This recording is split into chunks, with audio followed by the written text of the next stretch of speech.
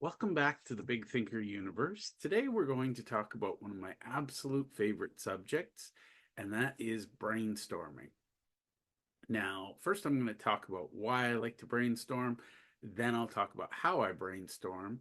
And the reason I'm bringing up brainstorming is it's really hard to be a big thinker if you don't know how to brainstorm. Now, for the record, I'm going to guess that most of you do some version of this already. But what I'm going to share is some of the thoughts I've had recently and some of the experiments I'm working on. So, first and foremost, I'm going to explain what I think brainstorming is. I welcome your varied opinions because I think it's unique to most people. But basically, what I see is brainstorming, and my favorite tool is a whiteboard. And so what I see brainstorming is looking at a question or a challenge or a problem or an opportunity from as many angles as possible and giving yourself a time limit and coming up with as many ideas as possible without any filtration system whatsoever.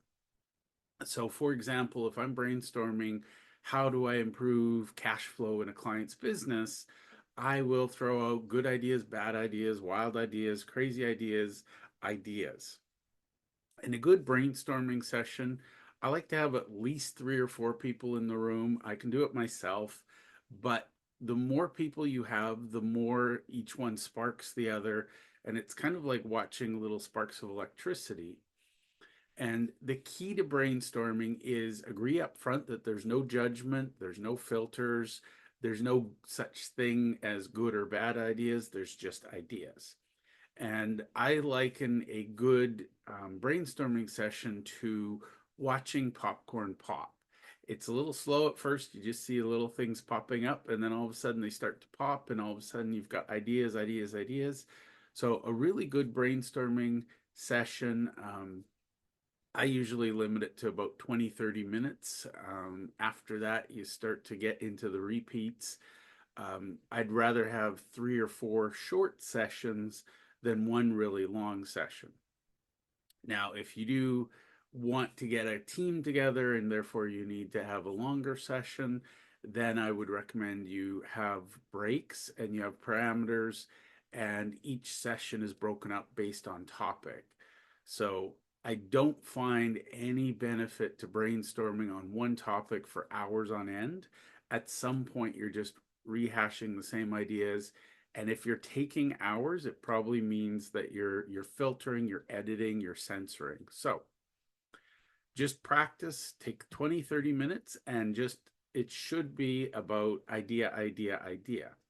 Now, the other thing I would point out, a lot of people spend time explaining the idea. No, that's not the place for it.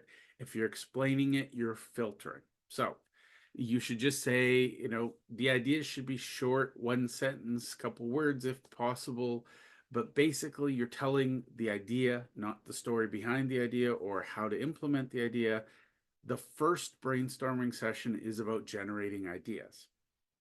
So what I do, fill a whiteboard. When the whiteboard is full, I consider that done. So what I do next is I take pictures of my whiteboard. I use it on my smartphone, and from there I'm able to upload the picture into ChatGPT and ask it to transcribe. Is way faster than having somebody type it up. And yes, there will be errors, but it's faster. And so once I've transcribed it, then I'll ask ChatGPT to help me create high level categories and we'll filter. So the first session in brainstorming for me is always about generating ideas. The second session is about generating activities. So once I've had the time, and by the way, with ChatGPT, you can do this really quickly. So if you had, say, an hour long team meeting, you could spend the first 20 minutes brainstorming, 10 minutes filtering, and then you've got 20, 30 minutes to brainstorm on solutions. And then you've got a few minutes to agree on priorities and assign tasks. So the thing about brainstorming, in my opinion, is if you're not going to take action, don't bother brainstorming. So what I do is I'll have various prompts and I use ChatGPT. I'll ask it, first of all, to filter and sort and organize and look for themes. And usually what I'll do is I'll say, here's the problem we're trying to solve. I want to give GPT the context.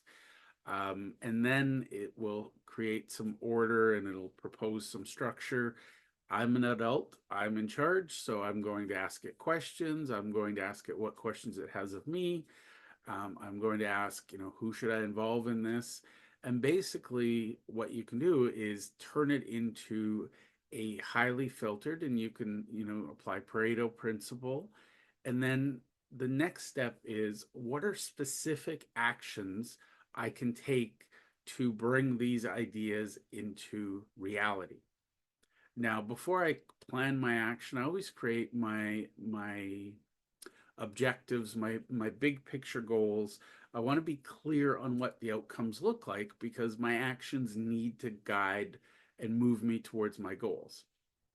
So, if I have clear goals and I give it to ChatGPT, and then I can brainstorm with my team again, and we can pick our top 3 priorities out of all the ideas we had in the first round, and we can ask ourselves, how do we guarantee success with these 3 things?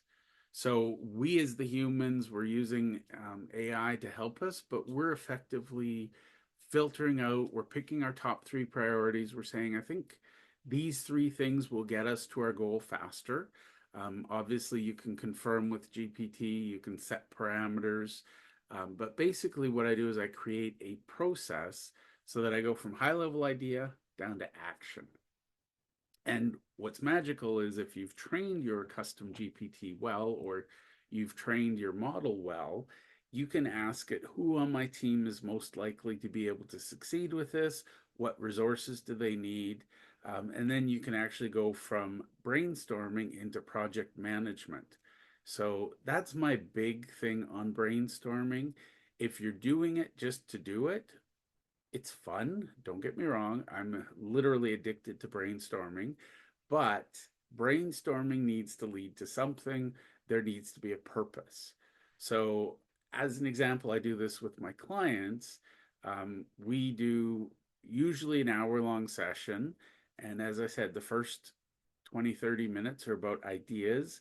And then the latter half of the meeting is about execution. So the beautiful thing is, once we agree on what our top 3 priorities are, once we filtered it down, then we can create the action plan. We can assign the tasks to the team members. We can even create processes so that they can implement. That is how we want to guarantee that we're able to take action and get the results we want. So be clear on your goals, do the brainstorming without boundaries and inhibitations. Let the brainstorming flow, and then use AI to filter and modify and start to create that action plan. I will do some examples on this another day, but for today, I just wanted to share high level my thoughts on brainstorming. Now, you might be asking, why would I brainstorm? What is the point of brainstorming? Well, the idea is most of us, we go through life sort of from challenge to challenge. We spend our time fighting fires. And if we don't ever stop and say, how do I permanently put this fire out so I don't have to fight it?